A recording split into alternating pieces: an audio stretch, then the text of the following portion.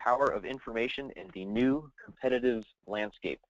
My name is Brian Munson. I'm the Business Development and .coop Sales Manager here with NCBA CLUSA, and I will be today's moderator for you all. The webinar today is hosted, of course, by NCBA and our good friends at How Good. Just as we're going to let a few more folks roll in, so we'll get started in just a few minutes. Just as some quick background, a little bit of housekeeping for you. All the participant phone lines will be muted during this presentation to reduce the background noise.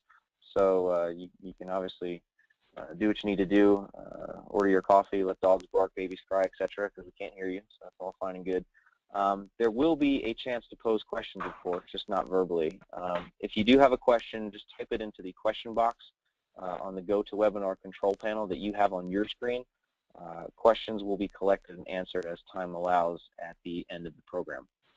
The second thing is we are recording this program, and it will be archived for you guys on our website. So you'll receive an email containing a link to the posted recording, likely early next week. And so you'll be able to listen to it again and share it with friends and colleagues and whoever else that you believe needs to hear it. So with that, we'll get on to our co-hosts here, How Good. As a quick background about them, they're founded in 2007. They are an independent research organization that is dedicated to improving our food system by making it more sustainable from the ground up. How Good gives consumers trustworthy knowledge of the true cost of their food, bridging the information gap between the food we buy, the farmer who grows it, and the path it takes to a store, paving the way for an overall more sustainable food system. Our panelist today is actually the CEO of How Good, Alexander Gillette. It's Gillette with 2 T's. Alexander has deep industry knowledge and connections to guide How Good's growth from good idea to reality. His understanding of the food business landscape makes it possible for this transformative idea to bloom as it has in the industry that it's in. Overseeing the business from administration to strategy, he's taken How Good from concept to food sustainability leader. So without that, we've got some more names rolling in, so that's fantastic. Alex, I am going to hand it over to you to get this started, and we appreciate you being here, sir. Thank you very much. Brian and NCBA, we're very happy to work with you guys. We love working with co-ops. You guys share our mission, you share our passion for the food system, and you guys have been the food leaders for a really long time and really helping bring about the change that we're looking to support. So partnering with co-ops is always a really big priority for us. Welcome, everyone. We're going to be talking today really about the information in a new competitive landscape, meaning what do co-ops need to do as the understanding of organics, local, social issues, non-GMO, all these different types of labels. How do you start to communicate to consumers? How do you start to interact in a way that gives you a competitive advantage? And we're going to be using a lot of the different lessons that we've learned in developing our program and hoping to share those with you so that you can either use them within your own programs or if you want to partner with us to work with us. So to talk a little bit about the industry, right? A lot of this you probably know. It's a $600 billion industry. You see this massive growth within the natural food movement. A huge part of that is really in the traditional, the supercenter, and the fresh format. And that's the huge growth is in the fresh format rather than the traditional and the supercenter. And I think you guys have really felt that, right?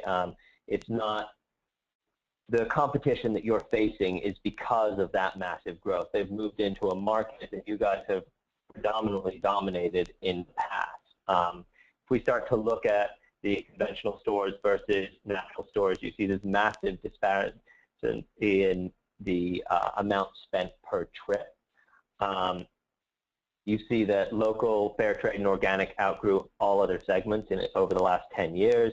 And you can see this even in another area that again, is great for the food system, but starts to erode your market, where we've gone from 2,000 farmers market to over 9,000. So it's really important to be able to take into account, okay, this is the direction the market's going. There's becoming more mainstream acceptance of these types of practices, and there's a lot more interest in these areas. How do we start to continue to lead that line and show people that where they should come to get these products? So let's talk a little bit about, what makes you guys leaders, what gives you the kind of advantage in the market. And that's a lot to do with, from our perspective, and the angle that we look at it, has to do with shopper awareness and curiosity, right? They're very curious about what foods they buy. They're very interested in transparency. They want to feel secure. They want to feel like they're supporting people with similar values to them. You have this existing loyal customer who understands what you've done, what you've brought to the market. You have a greater concentration of these in-demand products, right? You have long-term established relationships for a lot of you with suppliers, with local farmers, with producers, and you've helped bring them to where they are today.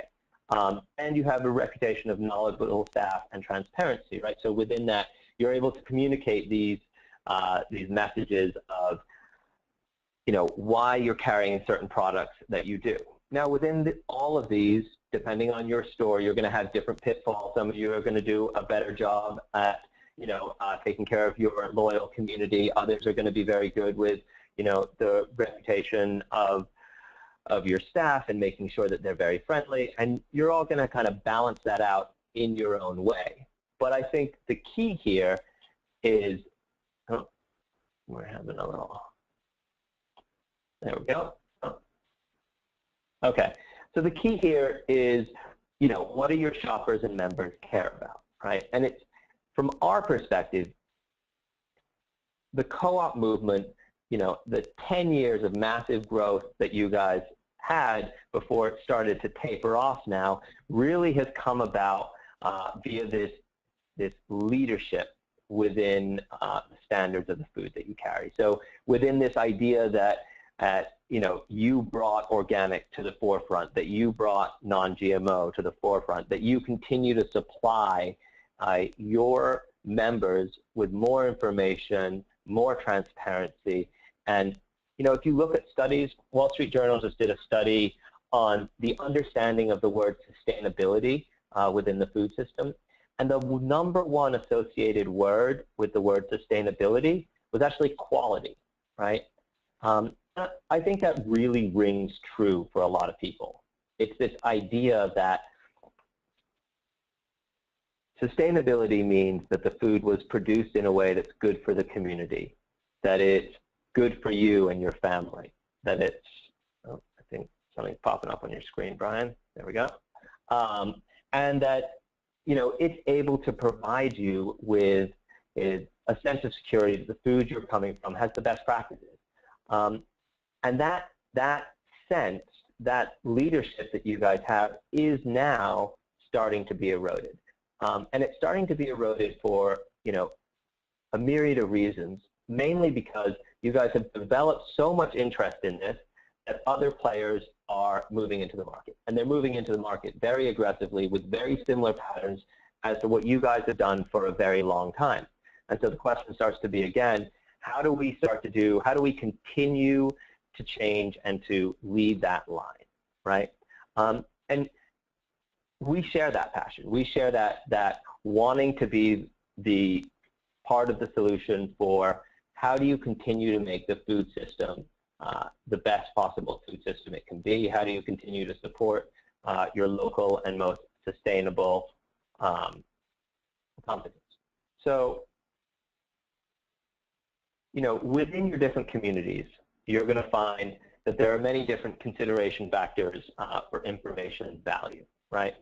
So one is, navigation, meaning the ease of gathering the information, right? For, a member, the average person who is at a shelf spends 15 seconds picking between a food product, meaning you have a very small window of time to show them why one product might be a little bit different from another product. We spent a lot of time studying this because at first we thought, with the How Good program, we thought, okay, well, we can build an app. Consumers can scan a product, and then they can scan another product. They're going to be able to select between the two. The reality is that the average app takes 45 seconds to scan a product. If you think of scanning 5 different products and you're just talking about scanning all the different milk, all of a sudden you're in a position where you're asking someone, to spend close to 5 minutes instead of 15 seconds in picking their milk. And that's just too much, right? So you can create in-depth support functions, but they really need to be support functions. They can't be the primary driver of communicating to your members. Comparison. This is another point that's really important. The simplicity of being able to go between one product and another product and being able to compare them based on an even scale, based on the same attributes. So one of the challenges that people have right now is that there's 350 different eco-labels in this country within the food system. And so comparison becomes very challenging. People don't know the differences between free-range and cage-free. They don't know the difference between,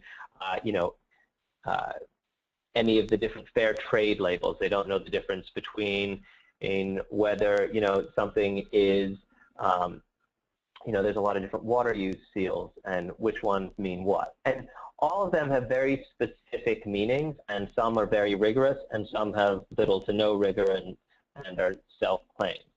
And so the idea here is make it easy for them to be able to understand things within the same framework, within the same system. If you ask them to understand all those different things, you're setting yourself up to ask too much. And the third thing is trust, reliable information. Within the How Good framework, we look at this as what we call points of fail. You lose a customer if they look something up on your site, on your app, and they know something else to be the truth, right?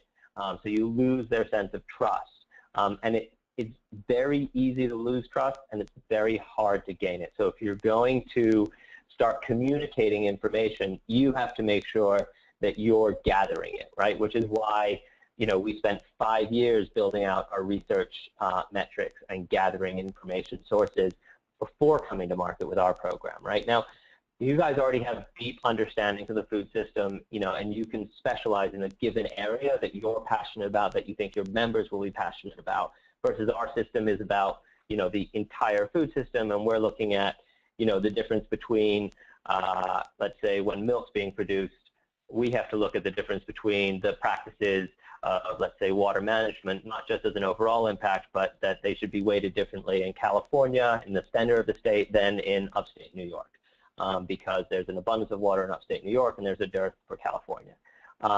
Versus for you, some of these processes are going to be simplified in that maybe you're only offering local milk. Maybe you're not. Maybe you have to look at both. But starting to look at that and be able to relay that level of trust, that level of information. So there are many different ways to start to communicate. There's the outer community, right, meaning social media, circulars, and newsletters, right? These are a great way to reach not only your direct members, but also people on the outskirts of your community. You write something passionate in social media that has the right connected values to your community, they're going to share it beyond your current members. The in-co-op, meaning topical meetings, educational workshops.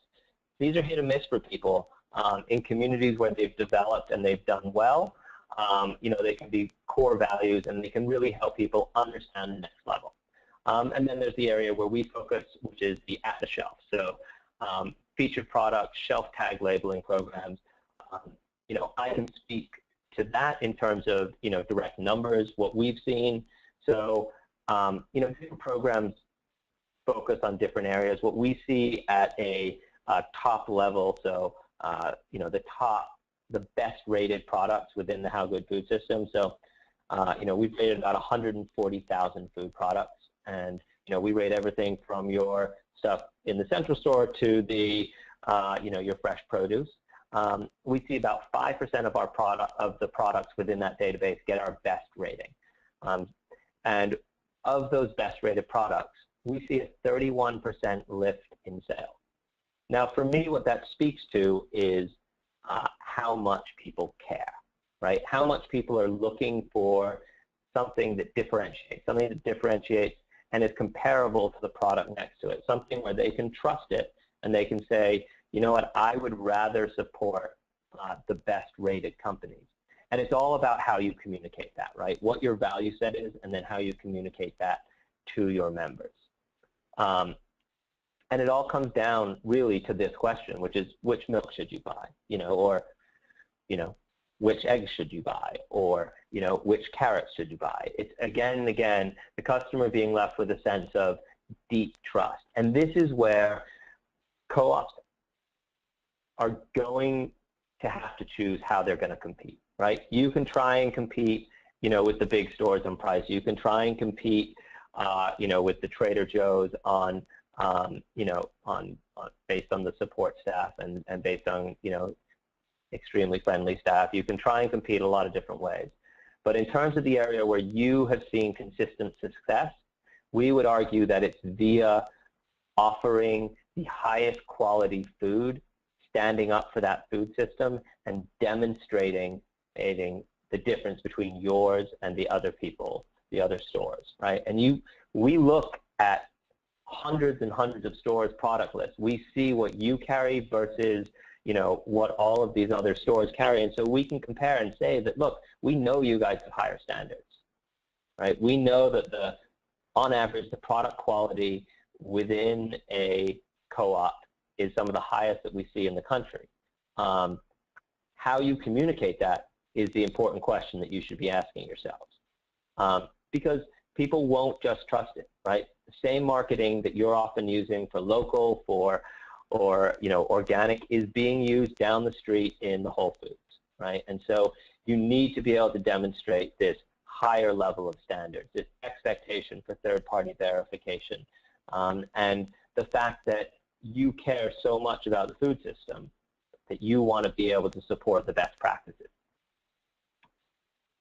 So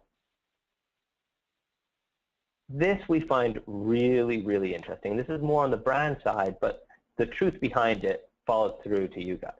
Brands that simplify consumer decision-making are 115% more likely to be recommended and 86% more likely to be purchased, right? So that comes back again to those 350 different labels, all the different methods for communicating. There needs to be a consolidation, a simplification, a way that you can say, overall, this is the part that speaks to the heart of our members, right? And identifying that and then delivering that, we really feel like is the key way to being able to offer a program that people are going to really engage with. To talk through our decision-making points. This is, a standard tag on the left there with the how good rating system on the right? Highlighting a product that is best for the world. If you think about, well, I'll just jump to the next slide and then come back. This is everything that we look at for whether or not a product is sustainable, right? You see, depending on the product, it's going to have 60 to 70 indicators. It's a massive amount of data. It's the largest food database on sustainability in the world. And we simplify all of that into this one rating. If you don't think on a personal level that's really hard to do, like when you're in your meetings and you guys are discussing all the things that you say you need on the shelf, you have to really question, okay, which ones are going to actually cause movement. And movement is the biggest indicator that people care, right? You need to take an approach to this of saying, okay, when we put up these labels, does it create a change in what people are buying? Because if it doesn't, you're not adding value, right? If you're putting up non-GMO and all the products already have non-GMO giant signs on them, and you don't see any increased movement for that, then it's not working. If you're adding signs and you are seeing increased movement for those products, then it's working. And from our perspective, the key really here is looking at the data. starting to say, okay, what are the key contributors for us that will mean this program is successful, right? You can tell based on ours, we tried to incorporate within our logo factors from all the major aspects of the food system. We made the message extraordinarily clear, best for the world, right? This is all about taking something that is incredibly complex, right, and making it so that it's digestible in that 15 seconds. Now, we give members then that ability for trust, right? So that's that latter point. How do you build trust? You build trust via transparency. So this is how we build trust. On our website, we have these heat maps that allow people to explore each one of these, understand the different impacts, look at products, see why they get their ratings, download the app, look them up. Now, none of those can be vehicles for movement in sales, but they can all be support in terms of transparency and trust. So for you, you need to develop how you're going to do that. Now, obviously, we're very, web and tech heavy.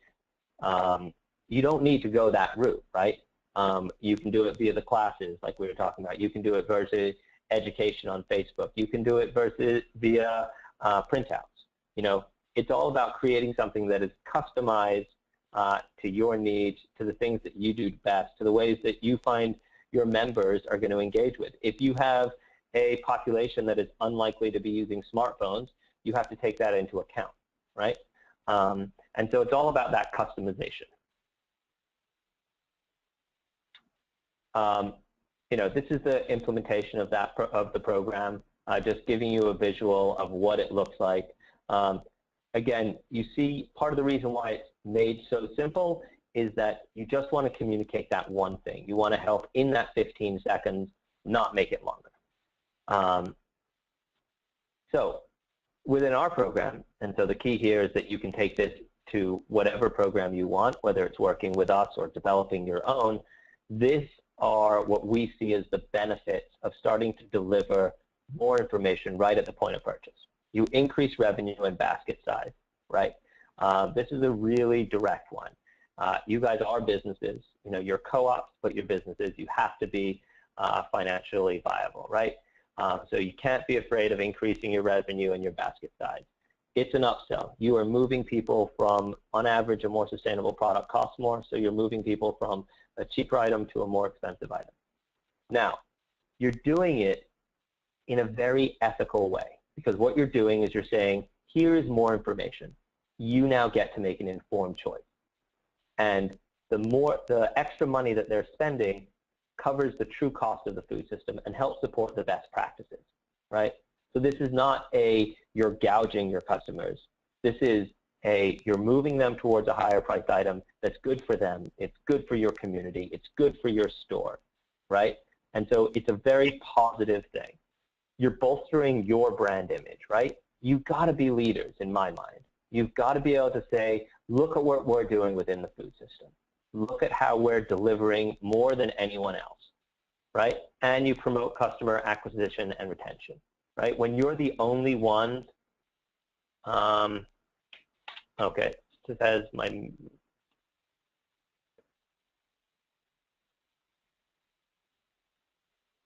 can you still hear me, Brian? Yes, I can hear you. Okay, so I think just my computer's lost connection. Do you want me to move the slide screen? Yeah, I'll let you know when we move them. So you want to bolster that brand image, right? You want to continue to say, oh, we went over this one, sorry. So promoting customer acquisition and retention, right? This is a key metric for how successful you're going to be.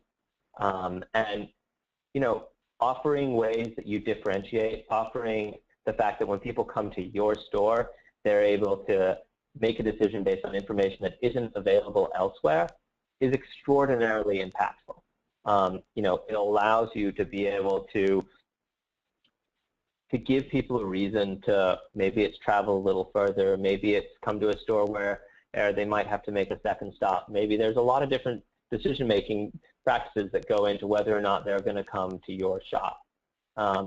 And this gives them an inspiration, and it gives them a feel-good inspiration, right? Something they get to feel positive about. And those are the things that people are also more likely to share, right? Give them reasons to share on Facebook about the program that you've created. Give them reasons to tell their friends, yeah, but if you go there, you get to know that you're supporting, a good company. All right, Brian, if we go to the next one.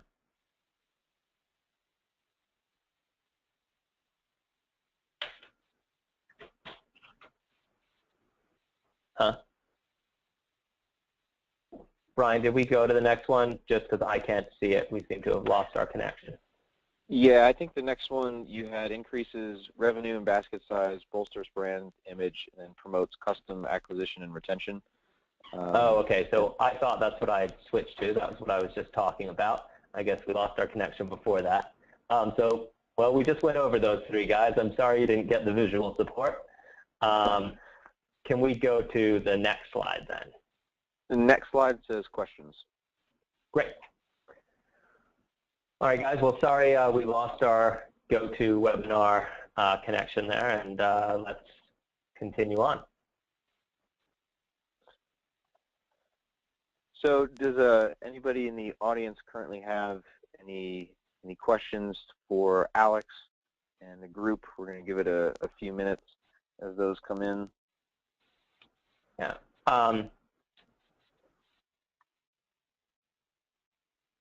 In the meantime, I can give you guys a little bit more background on, how we built out our program. So if you are considering, building your own or, working with P6 and trying to take things that, have been really successful and helpful for us. A big one of them is really looking at, the cost, right, of acquiring data, which is really a heavy part of any sort of this type of program. And so one of the things that we've done is we apply for a lot of grants, and the government is actually heavily invested in both data plays and environmental plays. And so there's a lot of options out there for you guys to be able to apply and get funding. And that's how, from our perspective, we're able to keep the costs so low for co-ops. So that means that you guys can do the same thing. And, we try and be a source where we can also spread that cost out so that, every co-op isn't paying for the rating of all the programs, where we all have that data. But there's also using a lot of services out there just for their data, right? I mean, even using How Good, right? You can contact us and say, hey, signage isn't the right program for us, but we really want to use it as a buyer's guide. We want to, use it during informational seminars, things like that. As a triple bottom line company, a big part for us is all about trying to take this data and present it to people in as many ways as possible, right? So we want to be able to support people and support the best practices of all of these products, because that's how we evaluate our own success. Yep. All right. So Alex, we've got a few questions that have come in, and please keep them coming as well. It sounds like a question just about you as far as the organization. There's a lot of emphasis here on differentiating from other businesses. Is How Good only for co-ops or never going to be in Whole Foods? I guess the question is kind of like the trajectory of the business, it sounds like. Right. I think that's a great question. And the reality is, while we will probably never be in Whole Foods, there is a chance that we will end up in some of your competitors. And we've always been very honest about this. Our focus is really on supporting the best foods, right, and on delivering that to brands. And so, if a purely conventional store wants to put our program in and support those best practices and shift sales from, poorly made food to better made food, we want to support that. And I think the reality is that if you guys go isolationist and only look for internal product programs, it's going to be really hard for you guys to compete. I think you just, and this is hard, but you have to continually evolve. You have to continually be the leaders within the food system, setting the highest standards, setting the highest bar. And that bar is going to move. And the reality is that while we're never really going to be probably in the majority of conventional stores, there will be, you know, natural food retailers and other players who want to use our program. And we're not going to say no to that. And you know, on a purely you know, revenue side, we lose money with every co-op that signs up. You guys have such a high percentage of local products. You have such a high, that means ones that we then have to research versus national ones that probably already researched. And you know, you tend to be a one-store location versus a place that has, you know, 5 within a small area where we're having to rate just the same products. And that's okay, right? That's within our system. We're not looking for you guys to cover the cost. We see partnering with you guys as supporting food leadership, as supporting those best practices, as part of being a triple bottom line organization. I hope that. Yeah, Alex, I think that was great. A couple more. So specifically, how do co-ops position versus other grocers of organics and sustainable food? Sounds like the question is trying to get to the root of, do co-ops still have the lead in the organics and sustainable category, or is there other grocers that are quickly overtaking them? Any insight on that? Yeah, I think it's a really good question. I mean, it depends how you determine lead and also on specific areas. The issue is less of a concern of where you are right now and where the trends are heading, right? There is a massive growth in that area, and there's a lot of large players who are really pushing hard. You know, I mean, Whole Foods is going to open another 600 stores. And that means in communities that they were never considering before in terms of market size. So, you know, how do you start to say, you know, how do you continue to lead that charge? If you're going to fight just on the, you know, on saying that you have organic products, you're not creating differentiation. Now, you might be able to maybe carry a few more organic products. You might be able to try and market it better than these guys. That's going to be really hard. You're dealing against really big budgets, and they understand this game now. You know, they understand that there is a subset of consumers who on average spend more money, who are interested in these products, and they are making big, big plays for it. So the argument that I would make is you have to find a way to communicate differently. If you try and communicate on organic, you know, maybe you're fine for 2 years, but in 3 years, you're in trouble, and then it's too late.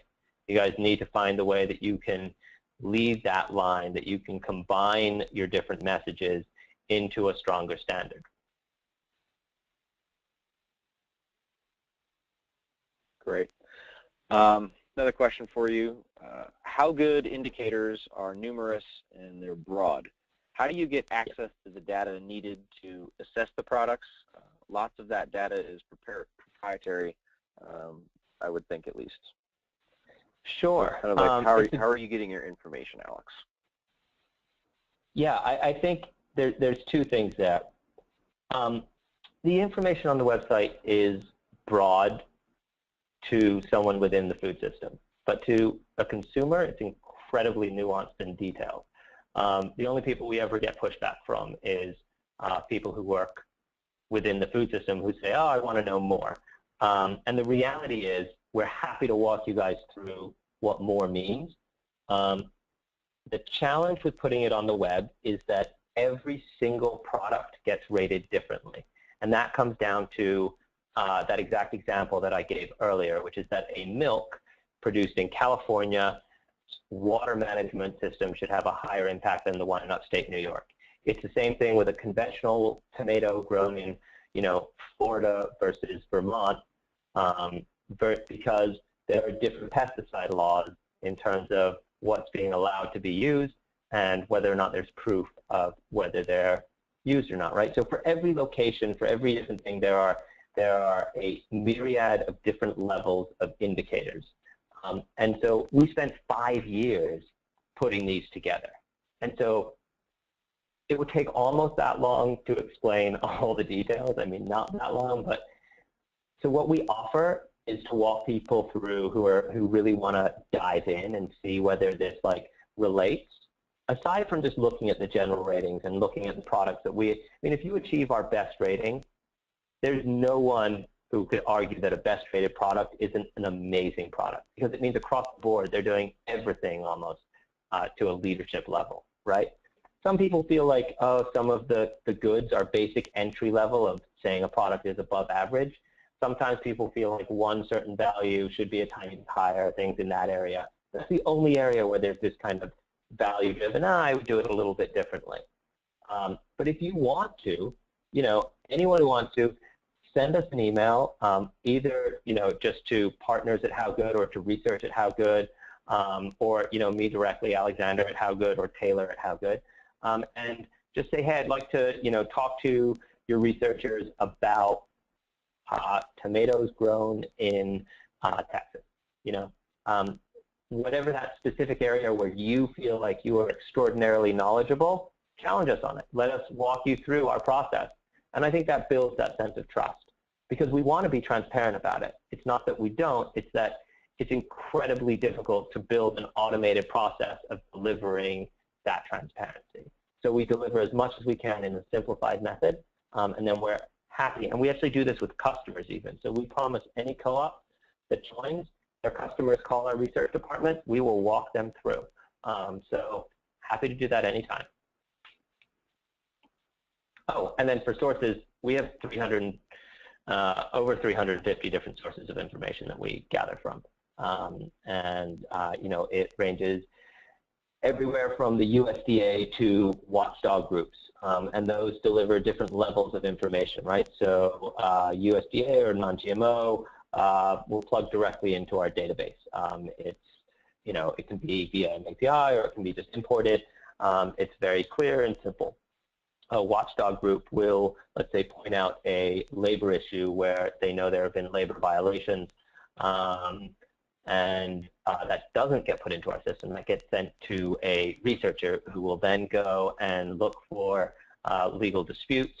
They'll go through the court file cases and find if there was, a judgment against the company for something, or if there was a settlement, and create proof for how that should affect the labor policies. And so that's where there's a variance between what we call, clean data and dirty data. And if it's dirty, you have to go and find a source that gives you clear proof.